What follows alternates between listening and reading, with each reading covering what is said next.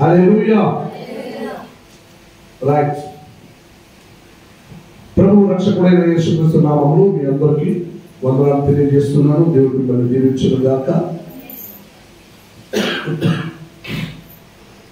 కొంచెం ఫిలిప్పీయులకు రాసిన పత్రిక 2వ అధ్యాయము కానీ the first and second chapter.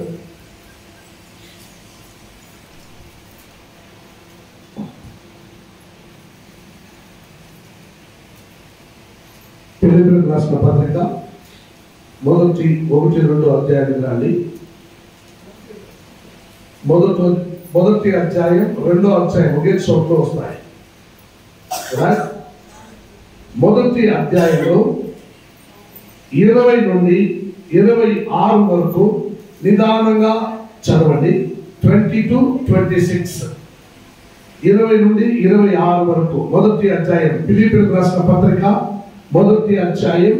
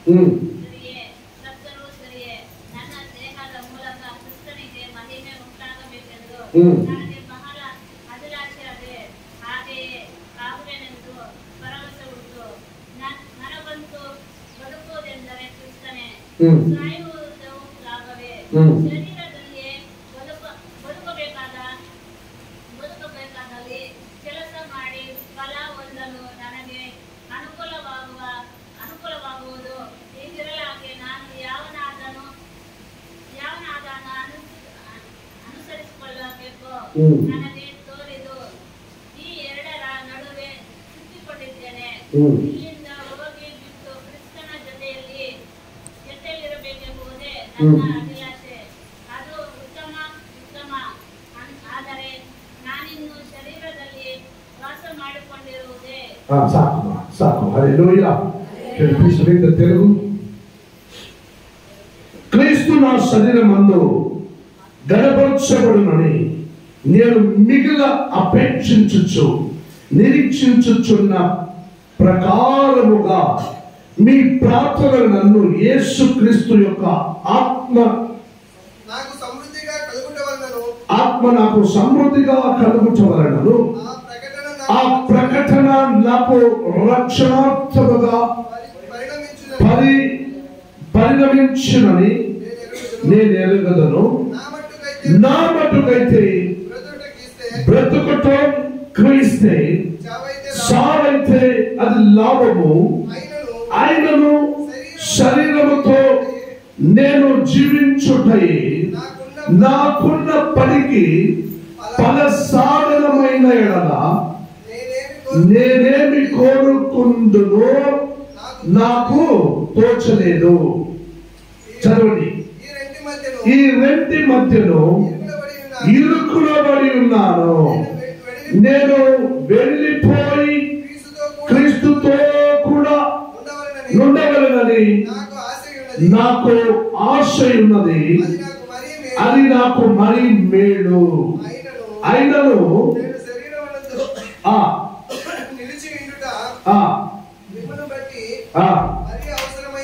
మరి అవసరమై ఉన్నది. మరియు ఇది నమ్మకము కలిగి నేను మరలా మీతో కలిసి ఉండుట చేత నన్ను గూర్చి క్రీస్తునందు మీకున్న అతిశయము అధికమగునట్లు మీరు విశ్వాసమునందు అభివృద్ధియు ఆనందము పొందు నిమిత్తము నేను జీవించి మీ అందరితో కూడా కలిసి ఉండునని నాకు తెలియదు. హల్లెలూయా. It's a beautiful గా ఈ ఫిలిప్పీయులకు రాసినప్పుడు రాశారు. హల్లెలూయా. క్రీస్తు నా శరీరమందు గణపరచబడునని నేను మిగిల నిరీక్షించుచున్నాను. ప్రకారముగా మీ ప్రార్థనలను యేసుక్రీస్తు యొక్క ఆత్మ నాకు సమృద్ధిగా కలుగుట వలనను ఆ ప్రకటన నాకు రక్షణార్థముగా పరిణమించుచున్నదని నేను ఎరుగుదును. హల్లెలూయా. ఎంత అందమైన మాటలు. దీనికి ఒక రెఫరెన్స్ గా రోమాపౌలు రాసిన పత్రిక 3వ అధ్యాయం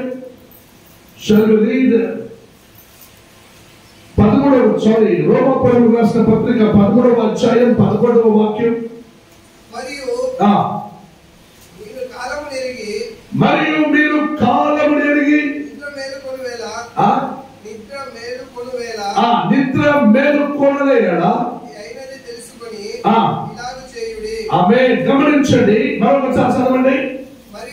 మరియు మీరు ఈ కాలం ఎలాంటిదో బాగా ఎరిగి నిద్రలో నుండి మేలుకొనలేడా? అయినది తెలుసుకొని. ఆమేన్. హల్లెలూయా, హల్లెలూయా. క్రీస్తు తన శరీరమందు ఘనపరచబడను అనే మిగిలిన అపేక్షతో నిరీక్షణతో ఆయన మీరందరూ నా కొరకు ప్రార్థన చేయుడి అని తన వారితో పౌలు ఈ విధంగా రాసుకుంటూ కోరుకున్నాము. హల్లెలూయా. కానీ ఇక్కడ ఇవి కాలము, ఇవి ఏ కాలమో కొంచెం ఎరిగి మీరు నిద్రలో నుండి మేలుకోనుడి అని మీలో మాట్లాడుతున్నారు. ఎందుకు నిద్రలో నుండి మేలుకోవాలి? హలో, ఎందుకు నిద్రలో నుండి మేలుకోవాలి? ఇప్పుడు ఎవరు నిద్రపోతున్నారు? ప్రియమైన దేవుచున్నారా, నిద్రలో నుండి మేలుకొనుడి అంటే అందరూ నిద్రపోయినట్టు ఉన్నారు క్రైస్తవులు. వారు నిద్రలో నుండి మేలుకోవాలని దేవుడు అంటున్నారు. హల్లెలూయా. అందుకే ఈ రోజున మీరు చేయవలసిన తీర్మానం, ఇవి మంచి ఒక తీర్మానమై ఉండాలి. ఆ ప్రకారం ఈ వాగ్దానం అన్నిటిలో ఆయన నా మటుకైతే బ్రతుకుటం క్రీస్తు, చావైతే నాకు క్రీస్తులో లాభమని ఎంత గొప్ప మాట అన్నాడు పౌలు. హల్లెలూయా.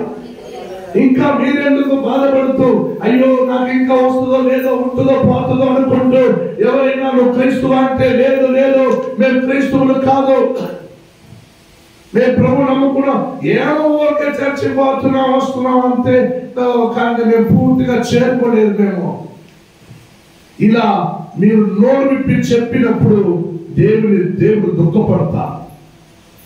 నువ్వు చెప్పిన వాళ్ళు సంతోషపడినచ్చు, కానీ నా దేవుడు దుఃఖపడతాడు. నా దేవుడు దుఃఖపడతాడు. ఎన్ని రోజుల నుంచి నేను ఎంత పోషించాను కదమ్మా, నేను నడిపిస్తున్నాను కదమ్మా, నేను నిన్ను ఓదార్స్తున్నాను, బలపరుస్తున్నాను, నిన్ను స్వస్థపరుస్తున్నాను, రక్షిస్తున్నాను, సాల్వేషన్ మంచి రక్షణ ఇచ్చినాను.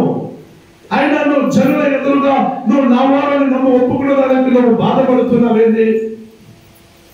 నా ఎదురుగా ప్రజల ఎదురుగా నవ్వుడు నేను నా ప్రభుని అంగీకరించే వాళ్ళని ఒప్పుకున్నదానికి నీకేం కష్టము? పౌలు అంటున్నాడు, అయ్యో ఇవన్నీ చూసిన వెంటనే అయ్యో మీరేమన్నా చేసుకోండి, నాకైతే నా మటుకైతే క్రీస్తు కొరకు చావటం మేలు. హల్లెలూయా. నాకు మాత్రము క్రీస్తు కొరకు చావటం మేలు, నా చావు నాకు లాభమని పౌలు అంటున్నారు. హల్లెలూయా. ఏమండి అంటే ఎవరైనా ఒకరు రోజు నేను చేస్తే నీ కొరకు నేను చేస్తే నాకు మేలు ఎవరైనా చెప్తారండి? ఎవరైనా చెప్తారా? ప్రభు యేసు అన్నానండి, ప్రభు యేసు నీ కొరకు మరణించి 3వ రోజున పునరుత్థానమయ్యాడు.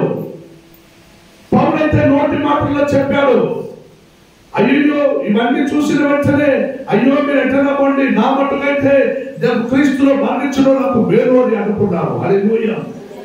సో ప్రియమైన దేవుడు చూడారా, 2వ కార్యం చదవండి, 27, 28 2 వాక్యం చదవండి.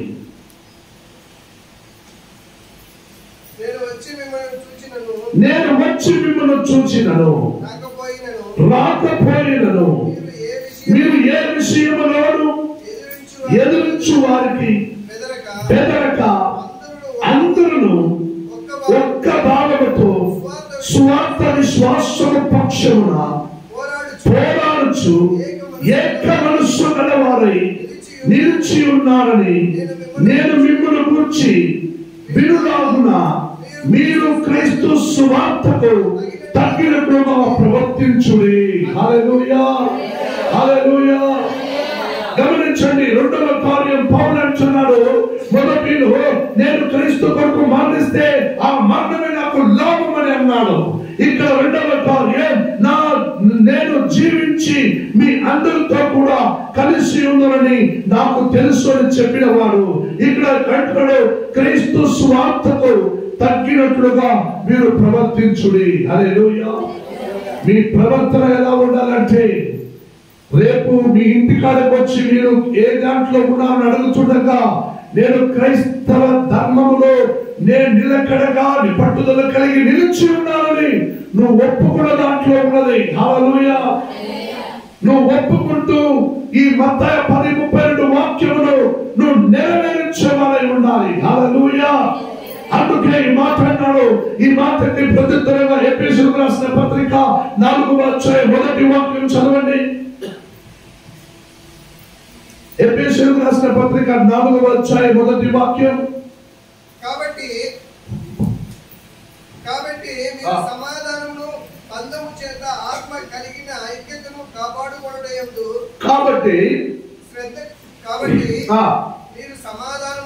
మీరు సమాధానమును అందము చేత బంధం, రైట్, ఆత్మ కలిగించు, మీరు సమాధానము అనే బంధము చేత ఆత్మ కలిగించి ఐక్యతను కాపాడుకొనుటయందు, ఆమేన్, హల్లెలూయా, ఐక్యతను కాపాడుకొనుటయందు శ్రద్ధ కలిగిన వారై ప్రేమతో ఒకరినొకరు మీరు సహించుచు మీరు పిలువబడిన పిలుపుకు తగినట్లుగా దీర్ఘ శాంతముతో కూడిన సంపూర్ణ వినయముతో సాత్వికముతోను నడుచుకొనవలెనని ప్రభువును బట్టి ఖైదీనైన నేను, గమనించండి, ప్రభువును బట్టి యేసుక్రీస్తు నా దేవుడు అని చెప్పగా ఆయన బట్టి శిరచ్ఛాయలో ఖైదీగా పడేశారు.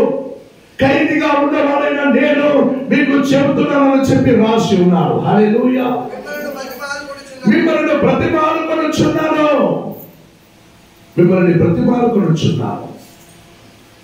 మీరు ఎంతవరకు క్రైస్తువును అంగీకరించుకుంటున్నారో అంతవరకు మీరు ప్రభునందు జీవించగలవారై ఉంటారు. సేవకులను ఏమానించడం, సంఘమును ఏమానించడం, మిమ్మల్ని ఏమానించుకోవడం ఇంకా ఎంత కాలానికి మీరు ఇలా చేయాలనుకుంటున్నారు? యు ఒబే, ఒప్పుకో. ఐఎమ్ ఇన్ క్రైస్ట్, నేను క్రీస్తులో ఉన్నానని ఒప్పుకో. అందుకే పౌలు అంటున్నాడు, క్రీస్తు సువార్తకు తగ్గినట్లుగా ప్రవర్తించుకో. హల్లెలూయా. క్రీస్తు సువార్త ఏమని పలకరించాడు, ఆ సువార్తకు తగినట్లుగా నువ్వు పలకరించు, నడుచుకో. ఆ సువార్తకు తగినట్టుగా నీ సువార్త ఏం చెప్పబడిందో దానికి తగినట్టుగా నడుచుకో. అదే దేవుడు నీలో ఎదురు చూసే కార్యం ఈరోజు. హల్లెలూయా. మూడవ కార్యం 29 నుండి చదవండి. 29:30.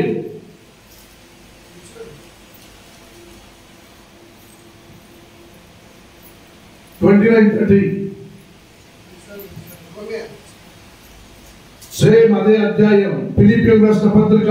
ఏలయనగా మీరు నా యందు చూచినట్టు నా యందున్నదని మీరిప్పుడు వినుచున్నట్టు పోరాటము మీకును కలిగి ఉన్నందున క్రీస్తునందు విశ్వాసం ఉంచటం మాత్రమే కాక ఆయన పక్షమున శ్రమపడుటయు ఆయన పక్షమున మీకు అనుగ్రహింపబడెను. హల్లెలూయా.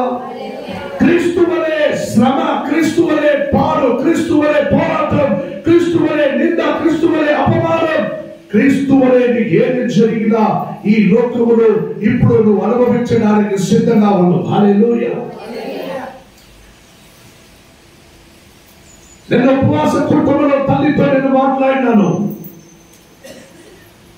నీకున్నవన్నీ దేవుడి కొరకు విడిచిపెట్టు. ఒకడొచ్చి అడిగాడు దేవుడు ఎందుకు, ప్రభువా నేను ప్రభుడి రాజ్యంలో వారసుడవ్వాలంటే నేను చేయాలి, ప్రభుడి రాజ్యానికి వారసుడవ్వాలంటే నేను చేయాలి. దేవుడు అన్నాడు, వ్యభిచారము చేయకు, అబద్ధం సాక్షులు చెప్పకు, దొంగతనం చేయకు, తల్లిదండ్రులను గౌరవించు, మంచితనమును చెయ్యి. ఆడన్నాడు, నా బాల్యముడు నుండి నేను ఇవన్నీ చేసుకొని వచ్చినాను, ఇంకా ఏదైనా ఉంటే చెప్పు, నేను ఇవన్నీ చేసినానయ్యా, ఇప్పుడు దాకా నేను పాపం చేయని వాడు కాదు అన్నాడు. అవునా? అంటే నీకు ఒక కొరతలు ఉంది. ఏమిటో ఆ కొరతలు ఏమిటంటే, నీది అనేవన్నీ అమ్మి వేసి పేదవాళ్ళకి ఇచ్చేయి, నువ్వు నన్ను వెంబడన్నావు. నాదంతా అమ్మేసే పేదవాళ్ళకి ఇచ్చేసి నీ వెనక్కి రావాలన్నా పోయు అనుకున్నదే చేశాడు, వెళ్ళిపోయాడు. అదైతే అమ్మా నువ్వు నేర్చుకున్న 2 ముక్కుబుల్ల దేవుడి కొరకు ఇచ్చేస్తావా? ఇచ్చేస్తే నేనేం చేసేది? 2 ముక్కుబుల్ల ఉండేది, 2 ముక్కుబుల్ల ఇచ్చేస్తే నేనేం చేసేది? ముక్కు పుల్ల ఏంటమ్మా? మూగు పట్టు, ముక్కు పుల్ల నేను ఇచ్చేస్తే నేనేం చేసేది? అంటే నేను చర్చకు వచ్చేది ఎందుకో? ముక్కు పుల్ల కోసం చర్చకు వచ్చినవా? ప్రియమైన దేవుడు చూడాలా, నీతి అనేవన్నీ దేవుని కొరకు సమర్పించు అని దేవుడు అంటున్నాడు. అప్పుడు ఆ కథ చెప్పాను, అనన్య సప్పేరాలు అనేవారు ఒక పాతది, ఒక పనికిరాని ఒక జమీను, కొన్ని స్థలము ఇగో దేవుడికి ఇస్తారన్నారు. అవి వాళ్ళు ఇచ్చించుగా అవి ఒక 50 రూపాయలకి విలువైన వస్తువు అంతే. ఎప్పుడు దేవుడికి ఇచ్చారో అవి కొన్ని బిగిలికి పోయినాయి. 5,000 రూపాయలకు పోయింది. 50 రూపాయలు పోతే అనుకున్నాను, 5,000కి పోయింది. భార్య ఏం చేశాడు? మొగుడు ఏం చేశాడు? భార్య దగ్గర ఈ 3,000 ఎత్తుకు ఇంట్లో పెట్టినా వాళ్ళకి 2,000 ఇస్తారు చాలు.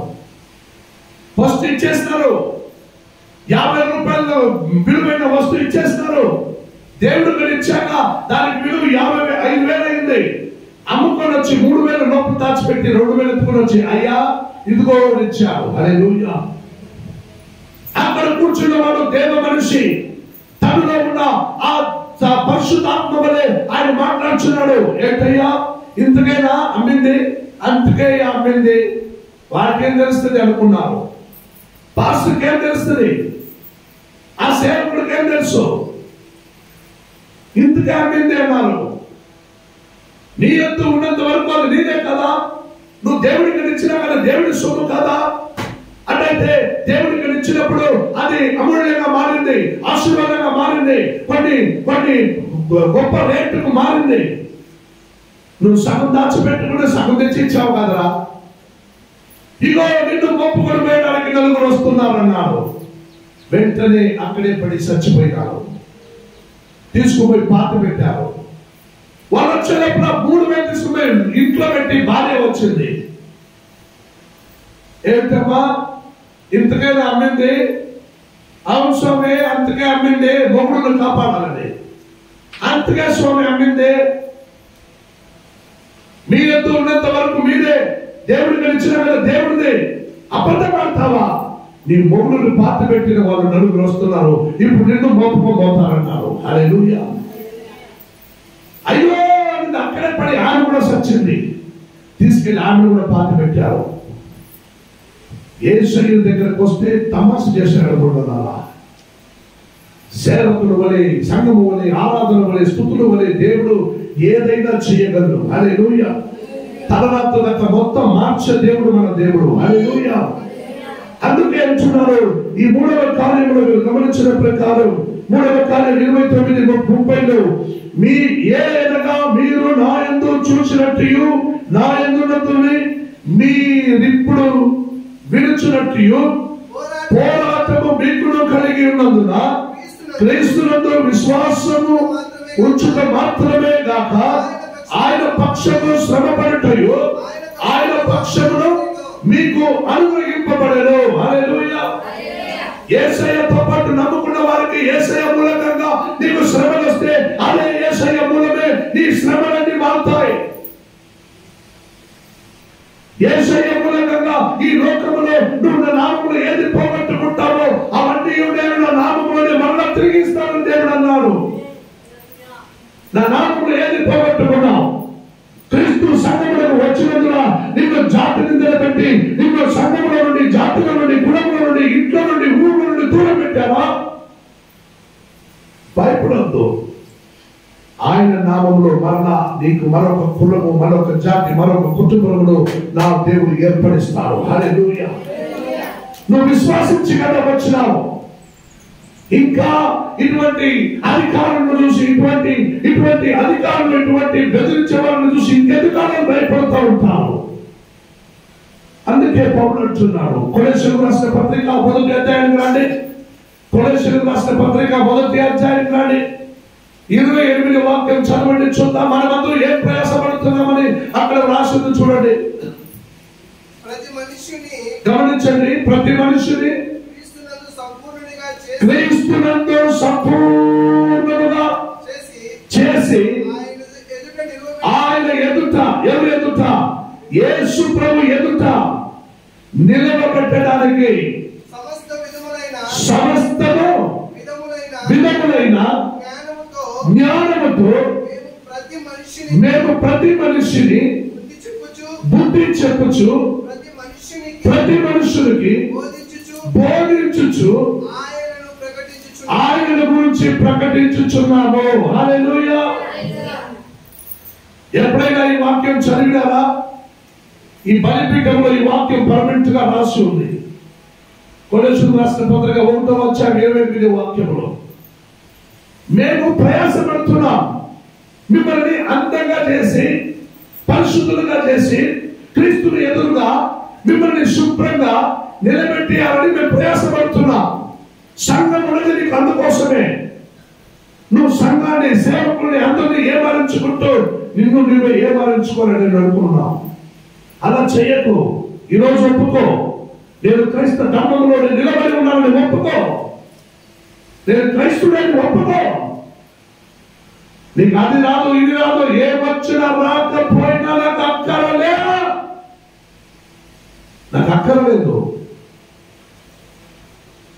నా దేవుడు నా నామమును ఏది పోగొట్టుకున్నావు మరలా తిరిగిస్తానన్నాడు.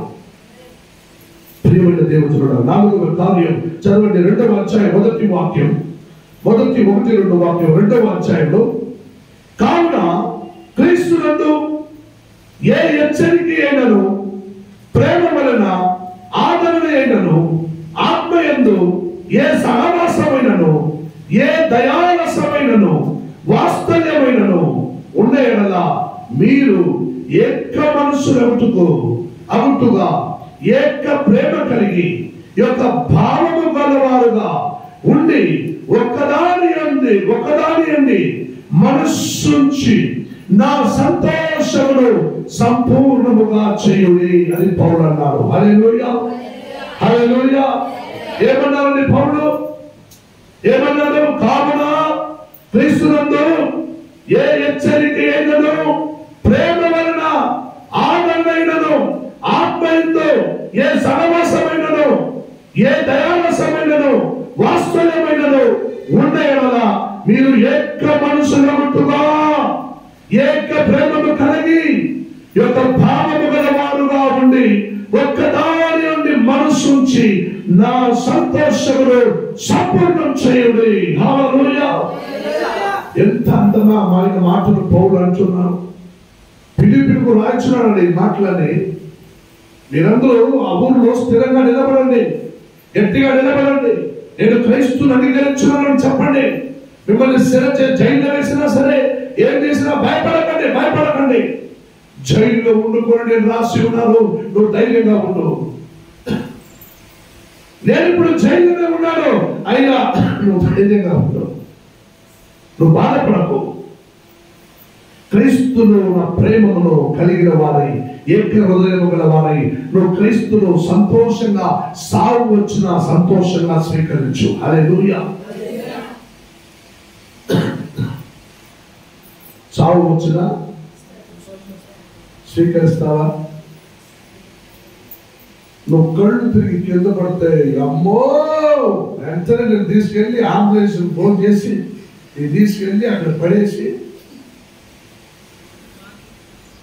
నేను కాపాడుకోవాలి. తప్పులేదు, it's not wrong. But before you ask him to God, నేను నీ కుమారుని కాదా నాయనా, నేను సావన్నా, ఇగో నన్ను నేను అప్పగిస్తున్నా, నన్ను స్వీకరించు, చెప్పు. ఇక్కడ నువ్వు బ్రతికి సాధించేదేమీ లేదు. అత్త, మామ, కోడలు, కొడుకు, నాన్న, అన్న, తమ్ముడు, అవ్వ, తాత అని వాళ్ళ దగ్గర నువ్వు బ్రతికి నువ్వు సాధించేదేమీ లేదు. నా క్రీస్తు నందు నువ్వు సాధించేది చాలా గొప్పది. నువ్వు ప్రయాసపడితే నీతో పాటు నీ కుటుంబ వంశం ప్రయాసపడుతుంది. యోహాను గ్రంథం 15వ అధ్యాయం 11వ వాక్యం చదవండి. యోహాను గ్రంథం 15వ అధ్యాయం 11వ వాక్యం. యోహాను గ్రంథం 15:11.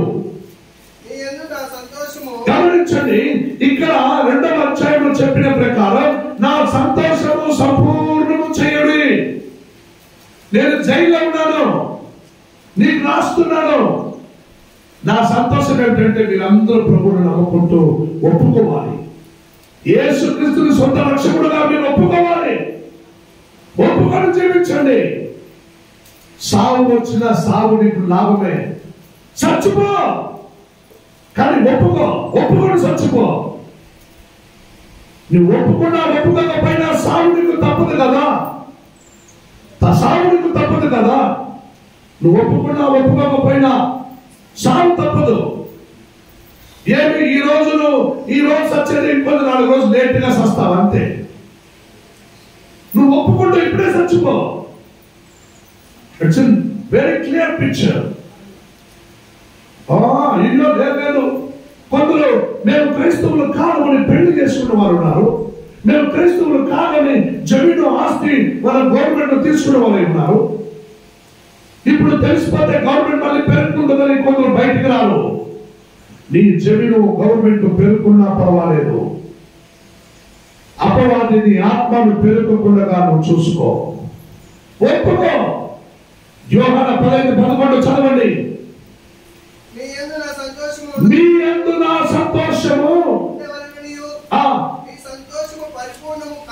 యందు నా సంతోషము ఉండవలననియు ఆ సంతోషము పరిపూర్ణంగా ఉండవలననియు ఈ సంగతులన్నీ మీతో చెప్పుచున్నాను. హల్లెలూయా. పౌలు ఎంత అందంగా రాయించినప్పుడు రాశాడు. గమనించండి, మీలో ఒక సంతోషం ఉండాలి, నాలో ఉన్న సంతోషం మీలో ఉండాలి. నేను జైల్లో ఉన్నాను, అయినా నేను సంతోషంగా ఉన్నాను.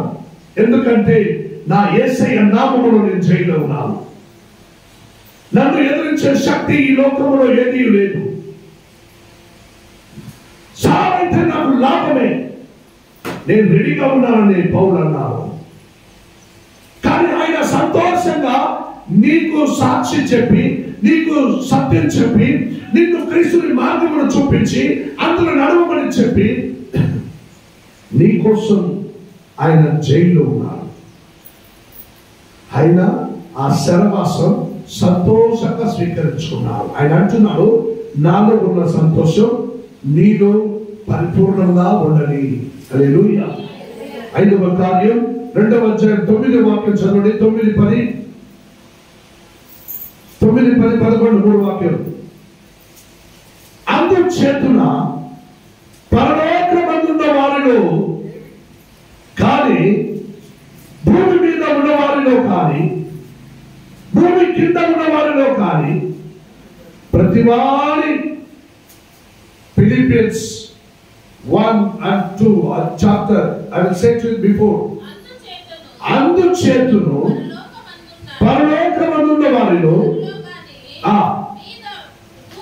భూమి మీద ఉన్న వారిలో కానీ, భూమి కింద ఉన్న వారిలో కానీ ప్రతివారి మోకాలును యేసు నామమును వంగునట్లును ప్రతివాడి నాలుకయు తండ్రి అయిన దేవుని మహిమార్థమై యేసుక్రీస్తు ప్రభువుని ఒప్పుకున్నట్లును దేవుడు ఆయనను అధికముగా హెచ్చించి ప్రతి నామములతో పై నామమును ఆయనకు అనుగ్రహించెను. హల్లెలూయా. మీరు ఎవరెవరు పక్కింట్లో ఉన్నవారు ఎదురుగా, అధికారులు ఎదురుగా నేను క్రీస్తు కాదు అని ఒప్పుకుంటారో, ఒప్పుకోకుండా పోతున్నారో అప్పటి వరకు యేసు నీవు నా బిడ్డని ఒప్పుకోడు. నీకు ఒక మంచి అవకాశం, మర్చిపోకు. నువ్వు ఒప్పుకోవాల్సిన స్థితి ఈ భూమిలో. ఆ రోజు ఎవరెవరు నేను క్రీస్తు ధర్మంలో ఉన్నానని ఒప్పుకుంటున్నారో వాళ్ళందరికీ యేసు వీళ్ళందరూ నా బిడ్డలే అని తన పరలోకములో తండ్రి ఎదురుగా ఒప్పుకుంటారు. హల్లెలూయా. సో నా ప్రియమైన దేవుని చూడాలా, మీరు కాలము ఎరిగి నిద్రలో నుండి మేలుకొనుడి అని అన్నారు రోమర్ 13:11. హల్లెలూయా. మీరు కాలము ఎరిగి నిద్రలో నుండి, ఇప్పుడు ఆ కాలం వచ్చింది.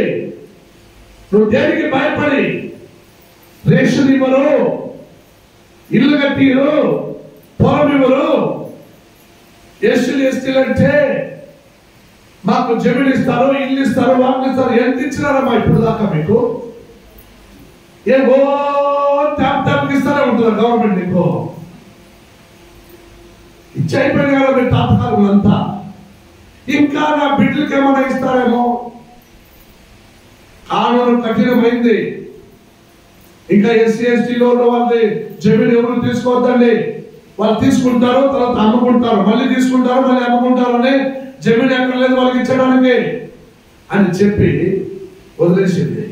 ఇంకా వాళ్ళ జమీన్ కొనుక్కోలేదు, అమ్ముకోలేదు. అందుకని మీరు మళ్ళీ జమీన్ మీకు బిడ్డలకి ఇవ్వరు. మీ తాతకి ఇచ్చిన జమీన్ మీరు పెట్టుకొని మళ్ళీ మీరే దాంట్లో కాపురం చేసుకోవాలి. హల్లెలూయా. ఇంకా మీకు ఇచ్చేకేమీ లేదు. ఇస్తారు, అది ఇస్తారు, ఇది ఇస్తారని భయపడి దేవుని నామం పోషణ చేయకు. క్రీస్తు ఎదురుగా నేను క్రీస్తుని వాడిని ఒప్పుకో. ప్రజలు ఎదురుగా, అధికారులు ఎదురుగా నేను క్రీస్తుని ఒప్పుకో. మంచి కాలం సమయం ఇది నీకు. ఈ రోజు నువ్వు ఒప్పుకుంటే రేపు నువ్వు సచ్చినా నీ సావు నీకు లాభం. నువ్వు సచ్చినా నీ సావు నీకు లాభం. నీ కళ్ళు రెప్ప మూసి తెరిసే లోపల నువ్వు లేచి నీ దేవుని యేసయ్యని పక్కన నిలిచి ఉంటావు.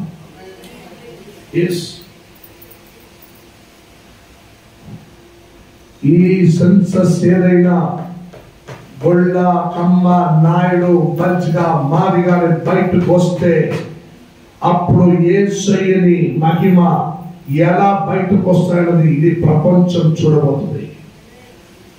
మత్తయి సువార్త 10:32 వాక్యం నెరవేర్చినట్లుగా మీరందరూ నా ప్రభు యేసయ్య నా జీవిత ఆధారం అని ఒప్పుకొని దేవుడు మిమ్మల్ని దీవిస్తారు. హల్లెలూయా. ఇంతగా దీవించేవాడు నా దేవుడిని ఒప్పుకునేవారు లేచి నిలబడతా మనం ప్రార్థించుకుందాం. థాంక్యూ.